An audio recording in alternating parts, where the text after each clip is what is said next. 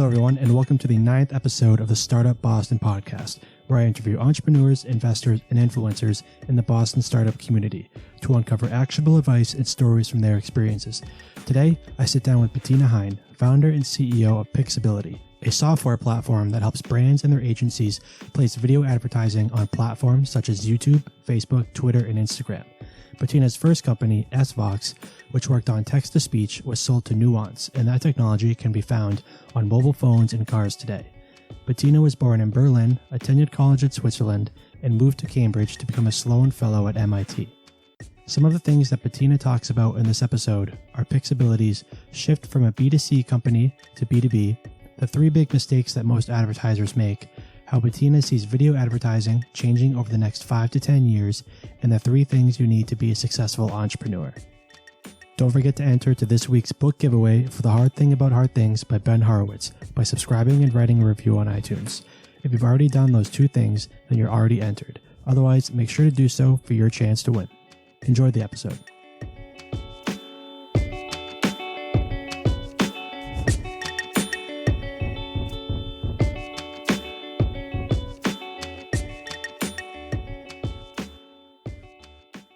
Bettina, thank you for coming on the show today. It's a real pleasure to have you here. Thank you for having me, Nick. I'm looking forward to talking about Pixability and video marketing. But first, can you give us a little background about yourself? Sure. My name's Bettina Hein. I'm the founder and CEO of Pixability. We're headquartered in Boston, in the North End. And as a company, we have locations here in Boston and in New York, San Francisco, Chicago, and London. I am originally from Germany. I was born in Berlin, and actually in the American sector of West Berlin, and during the height of the Cold War. And I graduated from high school in Germany. I went to college in Switzerland, and then after graduate school, I started my first software startup, which was a spinoff of the Swiss Federal Institute of Technology in Zurich, Switzerland. And we made text-to-speech software, mostly embedded into things like the navigation systems and navigation devices, either the mobile ones that you could put it on your dash or the built-in ones, and then also as technology advanced for mobile phones. So everything that today you see in premium cars is likely from my first company, SVox, or if you use Google Translate, the voice that comes out of that, or it's also in all Android phones. So I did that company, and I got that to profitability, and then my husband and I both had the opportunity to become Sloan Fellows at MIT. So in 2006, I came to Cambridge. I was a Sloan Fellow at MIT, and after doing that and getting a Master's of Science there, I came up with the idea for Pixability and just walked across the street in Cambridge and started Pixability at the Cambridge Innovation Center. Growing up, you were surrounded by entrepreneurship, right? With your family? Yeah. All of my 4 grandparents were entrepreneurs in their own right. My maternal grandmother had a little grocery store, a corner store. My grandfather, on my mother's side, was a wholesaler for coal. So he sold millions of tons of coal to energy producing plants. And then my grandparents on my dad's side, my grandmother had her own pharmacy, and my grandfather tried a bunch of ventures, like he invented a cult beverage back in the 1920s, and then eventually helped my grandmother with the pharmacy that they had together. And both of my parents are also professionals and have or had their own businesses. My dad's a doctor. He's an anesthesiologist in Texas. And my mother had 2 pharmacies of her own in Germany. Now, growing up, being surrounded by that, do you think that it was normal for everyone to have their own company? Or is that something that you always thought that you were going to do? Kind of, yeah. I didn't know any better. I love to brag that I've never had a real job. Nobody in my family had a 9-to-5 job that they went to. So I just thought that was pretty normal. I didn't realize, that other people had totally different routines and totally different risk profiles. So for me, I just thought that was the normal thing to do. When you were at MIT as a Sloan Fellow, was that before or after SVox was acquired? That was before. Okay. So we started SVox in 2000, 2001, and we raised venture capital for it, a lot of angel capital, and then we got it to profitability. And I was anxious to go abroad and do something, play in the big leagues of entrepreneurship. So I left the company for my co-founders to run. And SVox continued to grow quite aggressively. And in 2011, then they got acquired by Nuance Communications from Burlington, Massachusetts. And so after that was acquired, would you always plan on starting another company, or is it something that it just happened to come across you at the right time? I always planned on doing it. So I founded Pixability in 2008. 2006, I came to Boston. I did a year as a Sloan Fellow, and then spent some time traveling. And then actually on January 1st, I sort of set an arbitrary date. I'm going to start January 1st, 2008. On my company. I'd already settled on the idea, what to do, and then I just started, and then I incorporated the company on Pi Day 2008, to coincide with my grandfather's birthday, sort of in honor of him. I founded the company on that date. So, yeah, I always knew that I was coming to Boston to find my next idea, to be able to play in the entrepreneurial big leagues here in the U.S. All entrepreneurs worldwide look to the United States for its wealth of funding, of venture capital, for the entrepreneurs, for the great companies that have been founded here. So, I think I'm not the only person that has come here to pursue an entrepreneurial dream. So how did you come across the idea of Pixability? So while I was still doing SVox, my husband revived his hobby since childhood, which was doing video, creating doc films, family videos of family events and editing them. And so he did that. And I was essentially sort of his camera assistant for doing this, holding the microphone or helping with the lighting or, just doing stuff on set essentially. And from that, I really, the powers of observation are really big, and I'm someone to always analyze situations, and I really saw that the cost factors around video were going down by orders of magnitude, and I also saw the power of video. It was really the intense reaction that people have when they see themselves or when they see something that they care about on video is much stronger than they react to the written word.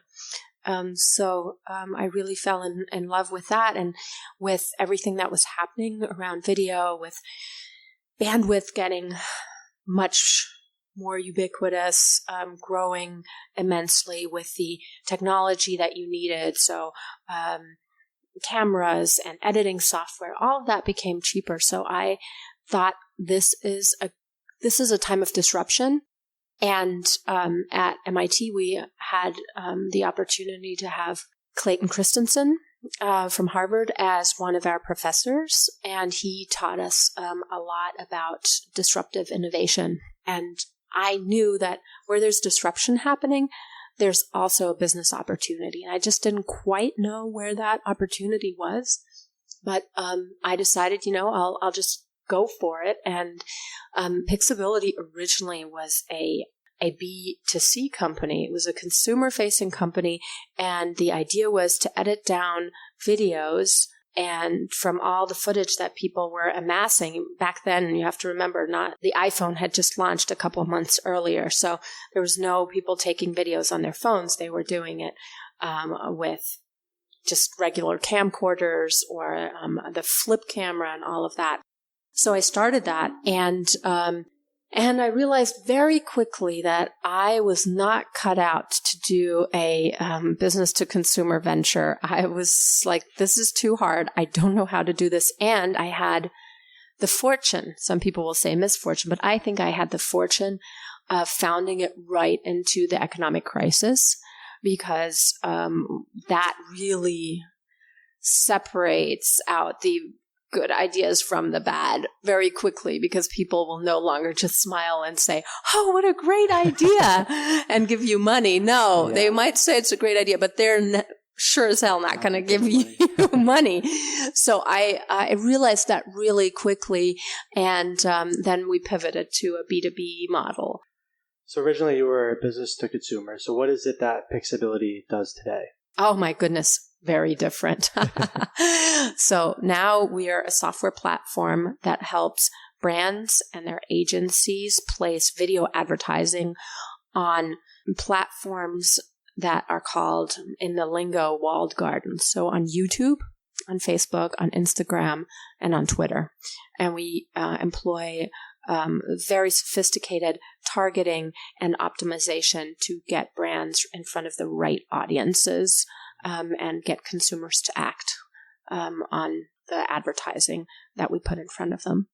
Now, originally, were you only focused on YouTube originally, or were you always focused on other platforms? So very originally, we were built platform agnostic. So originally, we wanted to pull in a lot of the public platforms, and then we realized that actually YouTube was the only game in town that had survived.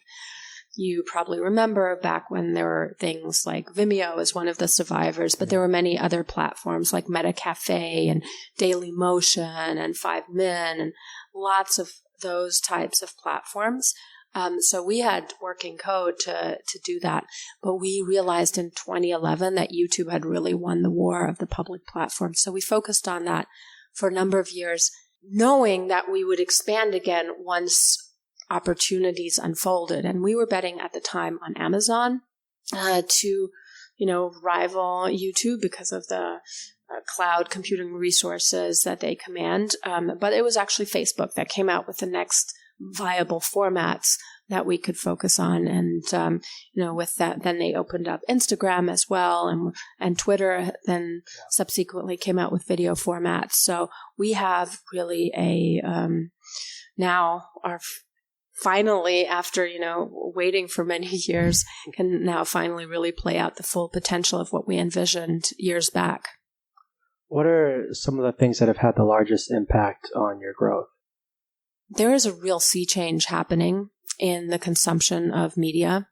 Right now, there's still $230 billion worldwide spent on television advertising. But in the last 5 years alone, the media consumption of live television in young demographics, millennials and younger, has dropped by over a third. So that is really the biggest thing that is happening. We are really, we were prescient in a way in being in this market, but there's just a lot of money coming over. Advertisers are realizing that they can't reach their consumers anymore on live television, so they're choosing to spend their money more on these platforms, and that's where we come in. So that just the market momentum has been the biggest thing for us. Okay, so they're moving away from television to, like you said, like YouTube and Twitter and Instagram. Are there other platforms that you see emerging? Definitely, yes. Snapchat is a big one. Yeah. And then, we don't know exactly what other things will emerge. Amazon is now trying to get, with Amazon Prime and Amazon Instant Video, they have some great content on Amazon, and now they're trying to put some advertising in there, just very beginnings of that. A lot of things are happening in Asia. I just saw there's an Asian copycat called Snow. It's a Snapchat copycat that is gaining enormous traction. There's, maybe things will happen on WeChat. Obviously, video, you can also put video up on on Pinterest. So those networks. I think that there'll probably in the future be some monetization of WhatsApp. So, different things are emerging. They're also putting video advertising in apps that people frequently use, like Tinder, for example, as video advertising. There are lots of these platforms that are emerging. But if you look at the industry dynamic, Google and Facebook really are the huge behemoths in this market, and you cannot bypass them if you want to get in front of large, scalable audiences. So for most brands, those are the most important places to play. Do you think that there are certain platforms that are underrated by advertisers? I think these online platforms are definitely still enormously undervalued. As a whole? Yeah, absolutely. The inertia is enormous. The $230 billion. I mean, sometimes I think some advertisers are crazy. It's worthwhile advertising in the Super Bowl where everybody's watching, or maybe the Oscars and things where people watch live. And, sporting events, yes, okay. But other avenues, there's so much money that's going to waste right now, and there's so much audience to be gained on these walled garden platforms that, to me, sometimes it feels really as if you were like tugging people over. Even though there's a lot of money coming over, the inertia of some of the dollars is just enormous. And we saw that when we saw the transition from print to digital, right? You've seen that when, in search, till people really got what search advertising was for. You saw it with social. People at the beginning were like, why the hell should I advertise on social platforms at all? So it's a process. How come brands are still advertising on TV if their target market is on social platforms? Because it's easy, and they've always done it that way. It's easy for their agencies. Television is not as labor intensive as digital. Digital, you can do many more things. You can target more precisely, but all of that takes extra labor. So, it's like the old saying, you don't get fired for buying IBM. You don't get fired for buying TV. Not quite yet, right? And it used to be that way for print, right? You wouldn't get fired for buying print advertising. These days, if you do exclusively that, you actually will. So it's a process of marketers aging out, or, just a generational change within the marketing orgs. And it's going to take 20 years for the whole thing to shift. But the shift is underway. Do you think that certain industries perform better on different platforms? Oh, definitely. Yes. There's, Twitch, for example, is getting advertising for gamers, for example, or beauty is really strong on YouTube because you can do tutorials, for example. There are certain things that the younger your demographic, the younger the network that you want to play on, right? So if you are looking at, the sub-24 audience, you really might want to get on Snapchat right now because that's where you can get a lot of people, and Instagram, right, that has a lot of young demographics on it. So, and if you want to play more the millennial audience, you're probably better off on, so older millennials, you're better off on Facebook. On Facebook, you can also get Gen Xers, right? So it really depends what age group you're looking for, what type of product you have. For example, YouTube is great for home improvement because there are a lot of how-to videos on there, and people are actually looking how to fix their deck or repair their car or sand down a piece of furniture. And you can actually get in their head if you're selling paint or if you're selling wood stain, right? That's an easy place to go. One of our advertisers is Roto-Rooter. It's a no-brainer to do YouTube because people are trying to unclog their drain, and they look for these videos, and then they can't do it themselves. So then they call Roto-Rooter, right? So that is pretty easy. And then within these platforms, you can get extremely granular in your targeting. For example, we have Puma as a customer. They surely don't want to advertise in the same places that L'Oreal wants to advertise when we're doing Urban Decay makeup advertising, right? Those are different audiences. And yes, they may have some overlap in some music tastes or something, or maybe in, if it's travel season, they might both advertise on travel things. But typically, if you are a sports-oriented audience, you can pick and choose that, and you can really segment it down. So for Puma, if they're selling soccer cleats, well, you don't want to be on American football, right? So you can really, really target down. And that's the cool thing. It's super fascinating how close you can actually get to people's interests, and thereby making advertising a lot more useful to people, a lot less horrible for them. I was on vacation, this was last year, and we're in a hotel, and I don't watch live television anymore. I don't even know how to turn it on at my house. Yeah. But we were in a hotel, and I was watching that, and this was in Florida, and I kept getting advertising for, how to settle your tax debt, bankruptcy, gun advertising, stair lifts. And I was like, oh my God, is this how the rest of the world lives? I mean, at least I get advertising that's kind of semi-targeted to me, that is, some of it is entertaining, some of it is useful. But there, I was like, I cannot continue watching this. The advertising makes it unbearable for me. I think we can create a lot of value for normal people, normal consumers, when we give them things that are closer to their interests, right? This content has to be financed. People that create the art and the videos and all of that, they need to live, and so we help with bringing brands to the table that help finance all the great content that's out there.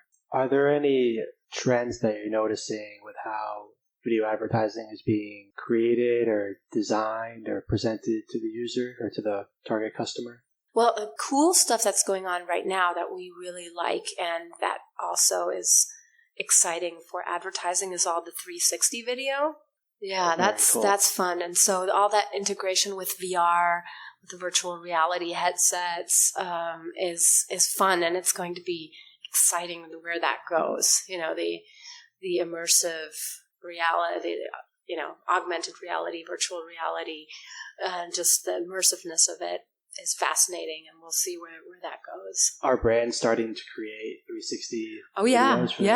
We're running some campaigns. Yes. Wow. Yeah. So you can do advertising like on YouTube with 360 videos? Oh yeah, wow. Absolutely you can. Very cool. Yeah, it's fun. Is there anything, looking back now, you've been in business now for 8 years, right? Is there anything that you would do differently if you were to start it again? I'd found the company in New York. I really love Boston, so that it's not a dig against Boston at all. But we're focused on advertising, and the advertising capital of the world is New York City. So that would be more useful. It's less expensive here, so that's a good thing. But and there's a lot of tech talent here. So, and I love living here and being in Cambridge and Boston. I love the tech ecosystem. But being closer to that target industry, we didn't know we'd end up in advertising, so there's no way to really foresee that. I would have found it somewhere in New York. Would it have been a little easier for you earlier on, being closer to them? Earlier on, we weren't in advertising, so no, but now it would, right? I mean, we have a pretty large office there. All of our sales, not all of the salespeople, but the sales leadership is all based out of New York City, and so that it would have made that easier. That said, there are a couple of really great advertising-focused companies here in Boston, like DataZoo, for example, or here in our building is Toggle. There's Adelphic. There are a couple, that are in our space. Nannikins is here in Boston. So Yeah, a lot of different things are going on here in the tech ecosystem as well. What would you say is the largest mistake that video advertisers make? There are a number of them. The biggest mistake that they make is not understanding or not planning ahead of time what kind of metrics they really want to focus on. So what constitutes success for you? You have to decide that before you do a campaign, because that affects a lot of things. And then some advertisers really focus on metrics that we don't think are any good to focus on. So if you focus on just pure number of views, not sure that gets you there that much. I mean, unless you want pure reach and you really don't care where those views come from. Some focus on 100% completion rates, which is a remnant of television viewing, right? That obviously on television your ad plays out before the new content starts. But that's just not realistic in today's ways of media consumption, so that's a big mistake. Another big mistake that advertisers make is that they don't understand the power of targeting well enough, that they don't understand, what wealth of information we actually have to get targeted to their consumers. Do they just try and go too broad? Yeah, they go too broad, or they use very simplistic things like targeting 18 to 54-year-old women. Well, what do you want those women to be interested in? Where do you want them to be geographically? Like, where are your best customers? That's another thing. And then the third thing, which is massive, is that they don't have good video assets, right? If you just repurpose what you use on television, that might be okay, but you have to understand that that these online digital assets often need to be created for the environment that they're going to run in. And you know this as well as I do. If an ad runs on Facebook, oftentimes it will run without sound. So you need something that works without sound. On YouTube, people like things that are more explanatory or that go more into depth oftentimes and give them information that are kind of cool, or maybe using celebrities, right? On television, yes, you might have celebrities, but it's often much too short and also doesn't present people with a call to action oftentimes, right? Except if you're doing direct response advertising on some cable channels. But the creative asset is really important, and we can do all of the optimization that we want. If your asset is crappy, then it's going to, with that I mean your video that you're showing, your video ad, it's just, we can help, but not as much as we could. So if you had a really good targeted video that spoke to your target audience. So you mentioned that you think that they are focusing on the wrong metrics, right? Such as reach. What is it that they should be focusing on? Is it the conversions, or is there other metrics that? No, reach is in of itself is not necessarily bad, right? But if you do it in an untargeted way, and oftentimes people are just out there to get those views from anywhere, right? So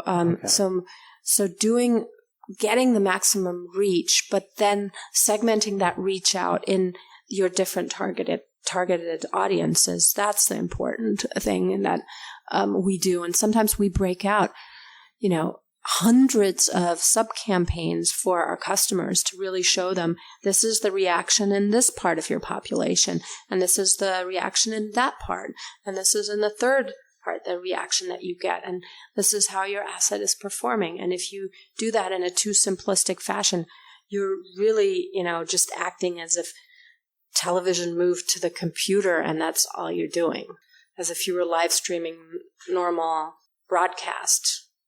We can do so much more. Is YouTube still the best place to market a brand? It depends on who the target is and also on what you want them to do. So for brand advertising, where you want to get reach and you want people to look at your content in an engaged fashion, YouTube is great. If you want a direct response, so people clicking and taking actions, Facebook is actually slightly ahead of YouTube in that fashion. They've optimized more towards that sort of conversion because they've been direct response from the start. So there I would recommend Facebook.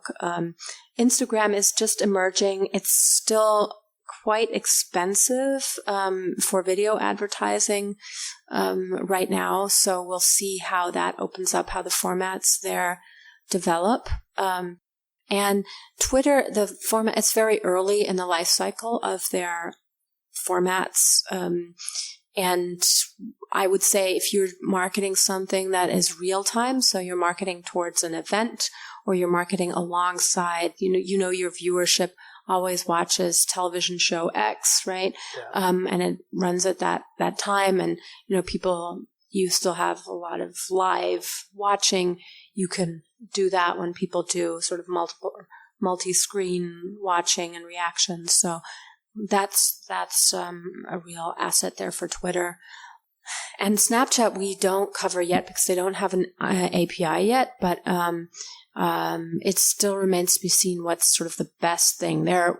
The only thing I can say right now is that it definitely skews very young, and you have to be very playful with your content. So a lot of lifestyle things are good there, brands that depend on a very youthful audience. How do you see video marketing changing over the next 5 to 10 years? I think a lot more brands will be seeing the light and coming over to doing that. I also think there's going to be a necessity for these big platforms to share out more of their data with the brands. Right now, the brands, and we're a platform that works cross-platform, so we try to alleviate this problem of the data silos. But oftentimes the critique that brands have of the platforms is that you put your data in, but you don't get much back in data from these platforms. So it feels really, the brands feel a little bit cheated because they don't get as much back as they put in, and they're paying for the privilege to give their data to these platforms. So that will definitely, there will have to be more collaboration there. And then I think we'll see that people will become more mature around understanding what metrics work, how things right now, people are still trying to equate everything to GRPs, which was how television has been rated for the past 60 years or so. That's gross rating points. That's how Nielsen rates. And so people are still trying to equate what they get in video with what their television ratings are like. So I think we'll see more people becoming more fluent in video advertising metrics. And then I also see that there is going to be sort of a melding of these this social consumption with the over-the-top platforms. So OTT, they're called. So with Amazon Prime and with Hulu, maybe, whoever knows, maybe Netflix will have a version with advertising one of these days. There are always rumors about that. So I think that will, you'll be able to buy programmable TV and over the top and video on these social platforms, and you'll be able to do that all in from one place, and people will have more transparency around that. I want to shift now and talk about starting your own company. So what has been the hardest lesson for you to learn as an entrepreneur? My gosh, it's all pretty hard. I always tell people that to be a successful entrepreneur, you need only 3 things. And those 3 things are naivete, chutzpah, and perseverance. And if you knew how hard it was when you started out, you would never do it. That's why you have to be really naive about it. And I think, a lot of innovation comes from that naivete, because you don't know that people have tried this before and it didn't work. So there's nobody there to tell you, oh my God, we've done that 1 million times. Don't even think of trying it. So that's something. But I think the hardest thing is really to continue on, to persevere, right? That's the hardest thing about it. There are so many times that you say, oh my gosh, I should just give up. This is horrible. It's never going to work. I'm like what people in sort of entrepreneurial lingo call the whiffio moments, right? Have you heard of that? No. So it's WFIO,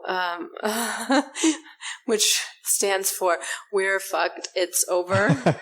And so those whiffio moments are at the beginning constant, and they get a little bit fewer, but it never stops, right? You're like, you see something new coming up, or some customer leaves and says, you're so horrible or something, right? And you're like, oh God, we're doomed, right? That is just something. So what you have to learn is really to ride out the highs and lows of the entrepreneurial roller coaster.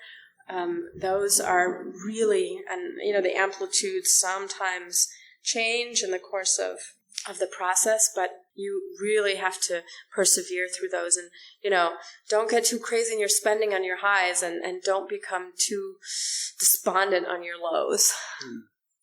So how do you get through those times of self-doubt and negative thoughts? What gets you through that? For me, a lot of it is I try to get out of the negative self-talk.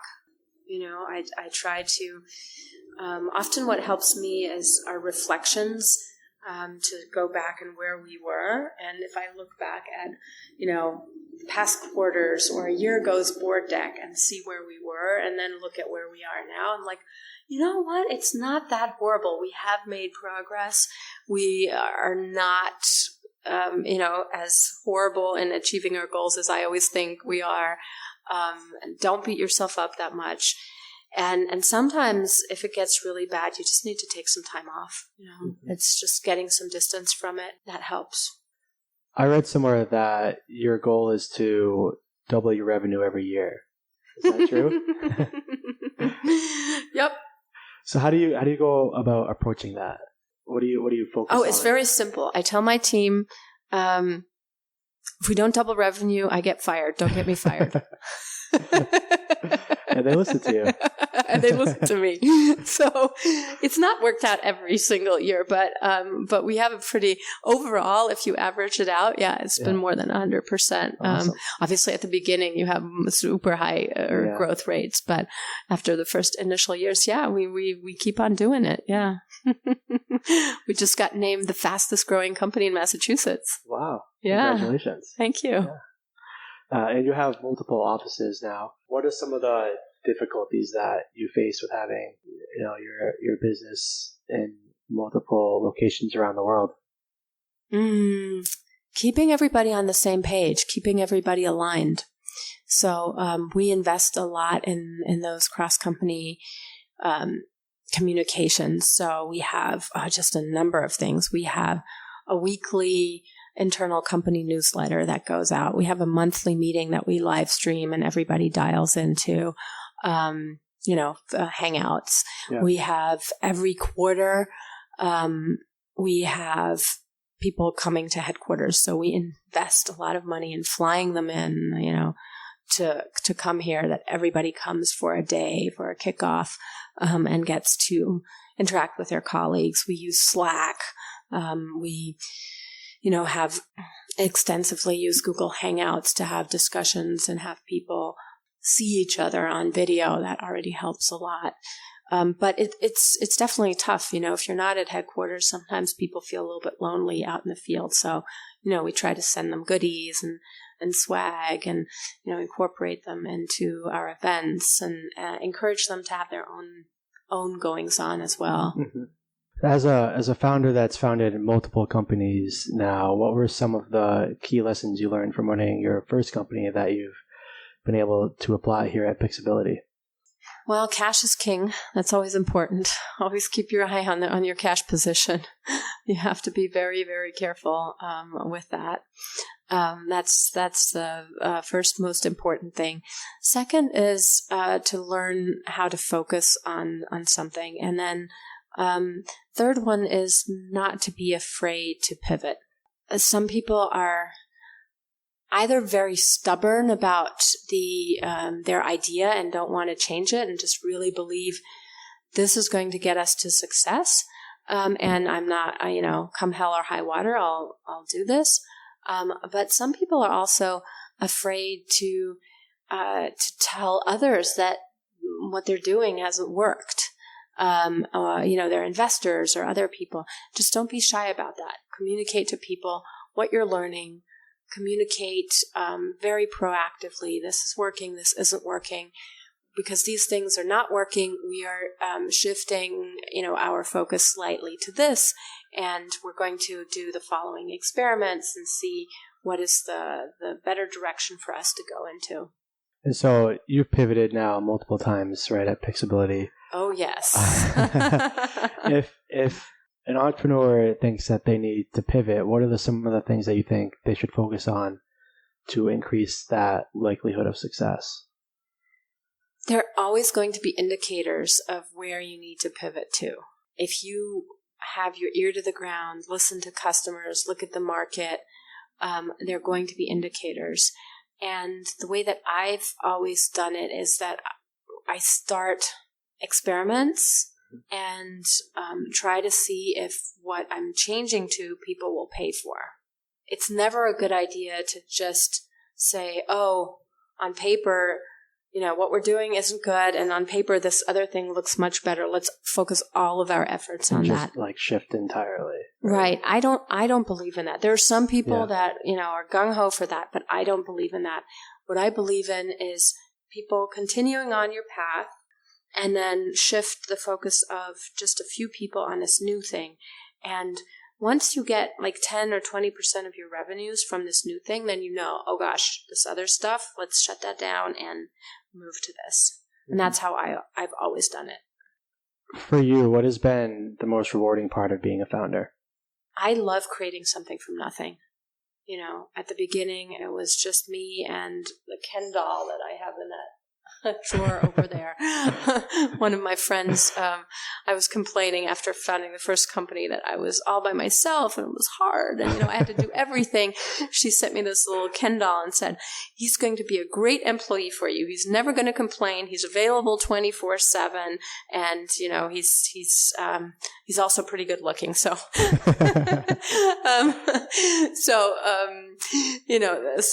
it was just me at the beginning and seeing, that we have now 80 people here and all these global locations. That's just really wonderful. And, to think, hey, that came from just my little idea. So creating that something from nothing is the most meaningful part. And then, having the influence there to call the shots. But I would never want to do something just on my own and be sort of the dictator. For me, it's always about building things in a group. That's what I really enjoy. I love doing it with other people. The Ken doll was good for a couple of months, but then I really wanted to have people that were in it with me. So I really enjoy creating something from nothing, but doing that as a team and then being proud of it as a team. Do you think that your international background has helped you with founding your own companies? Absolutely. Yes. I spent part of my childhood in the U.S. That's why you don't hear a German accent from me. So being bilingual definitely has helped.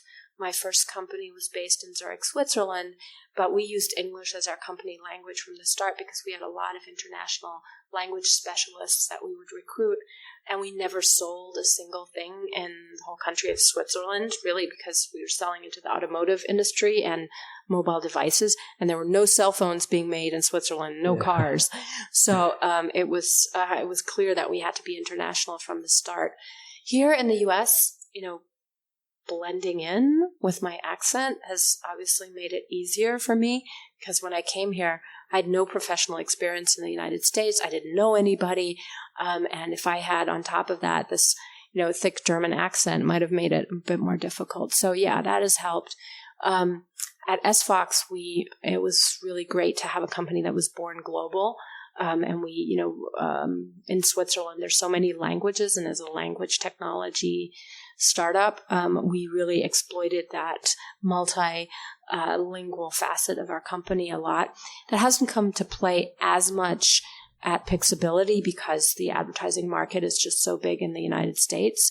But I always tell young founders to think about that when you create your software. Think about it being multi-language. Think about it being multi-currency. Think about it being multi-time zone, right? That's it's necessary, even just in North and South America, right? If you're talking about the U.S., Canada, and Mexico, you would need that. So I think that that's really something key that you should consider from the start.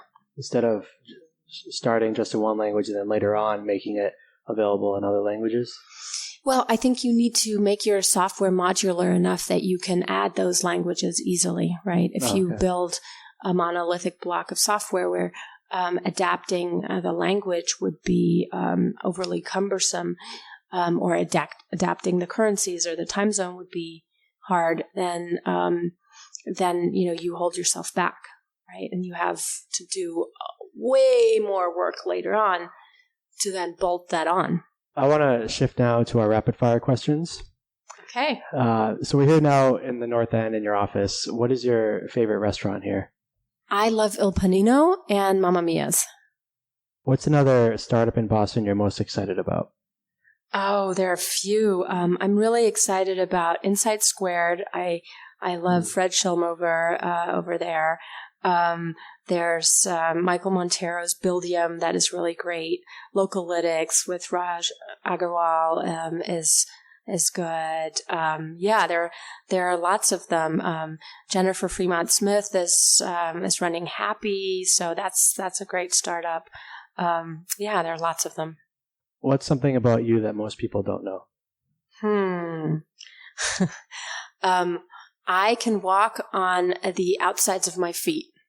I'm really double jointed in my feet. Do you walk around like that sometimes? Yes, to freak people out, I do. Do you have any favorite blogs or books?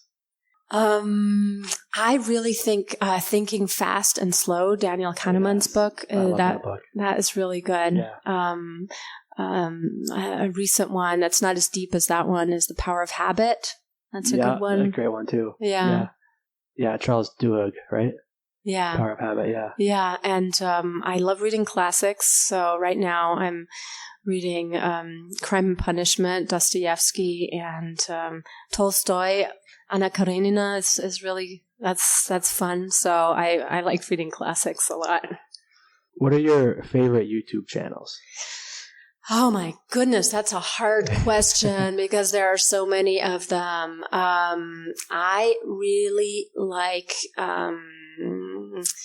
I like the Green Brothers vlogs, and we spend a lot of time watching Casey Neistat.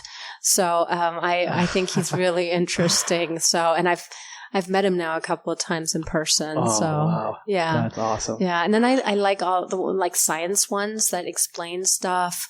I also really like Kid President, Soul Pancake. And then I also just like how-to videos, that help me, how to reheat pizza the best. I learned that from YouTube. It's actually, you put it in a pan. Yes. You put it in a pan and the bottom stays crispy. Yes. So, I just love life hacks. I made, this is interesting because you brought it up, Casey Neistat. I made a website called, it's caseyneistat.video, and it plays a random vlog of his. Really? Every time you go to it, yeah. and then I put it on Product Hunt, and then it got on the front page of Product Hunt for the whole day. So I was really cool. Excited about that. What advice would you give to your 25-year-old self? Well, at 25, I was just getting ready to finish my graduate degree in law, and I don't know. I think when I got to that age, I was already pretty much set on my entrepreneurial path that I would do that. So there are not many things that I would tell myself, except, go do it. You can do it. It's your, but I did it. But I would probably give more advice to maybe like my 18 or 19-year-old self. Okay. I didn't have the guts to get an engineering underdegree because there were really no female role models. So I studied, the most math thing I could think of, which was finance. But I really, that sort of still underwhelmed me a little bit. So I did law then, half parallel to that. And I would just say, go for it. Go study, computer science or electrical engineering. If you were to do engineering, what would you have done? What field would you have done? Oh, computer science. Computer science. Yeah, or electrical engineering. Okay. Yeah. Now, to close out, just a couple of final questions. Where can people find more out about Pixability? Well, you could stalk us and just come to our office at 77 North Washington, our headquarters. You could go to our website, Pixability.com. You could check out our Facebook page or, visit us on Twitter. So there are all kinds of things that you can do. You can obviously look at our YouTube channel, Pixability, to see what we're up to. And you can always call us. And where can people connect with you online? You can connect with me. I won't connect to you if I haven't met with you on LinkedIn. A lot of people try that, and that I don't do with people that haven't met before. But you can tweet at me, and I will definitely do that. You can write me an email. You have to be creative with the subject line because I filter out most stuff. So you can email me at hein@pixability.com. You can just come to the office here. I also run two things in the entrepreneurial community. I run the SheEOs, which is a group of female founders and CEOs in investor financeable companies, so mostly tech, media, life sciences, and we meet up every month. So, that's one thing. And I also run almost every week on Mondays, I run an entrepreneurial office hour. People can come and, get half an hour of my time, ask me anything, and, get my advice. Where is that? For free. It's here at Pixability. You just need to send me an email, and then my assistant will schedule you in. Usually takes a month or so, approximately, because I have a list of people, and there's only so much time every week. But so it takes 3 weeks to a month, sometimes a little bit longer, to get a slot, and then I'll just try to help you out in any way I can. Do you have any parting thoughts, advice, or suggestions for the audience? Just go do it. If you are inspired to create your own company, find some co-founders and go do it. Just try it. What's the worst thing that can happen? Bettina, thank you so much for doing this today. I think this has been really valuable for everyone. Thank you, Nick.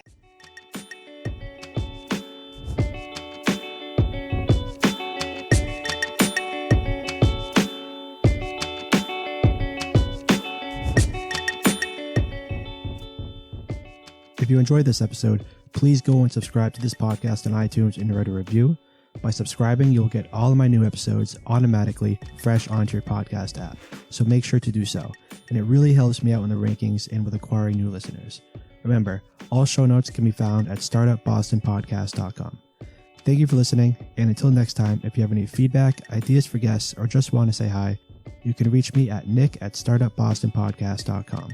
That's NIC@startupbostonpodcast.com. Cheers.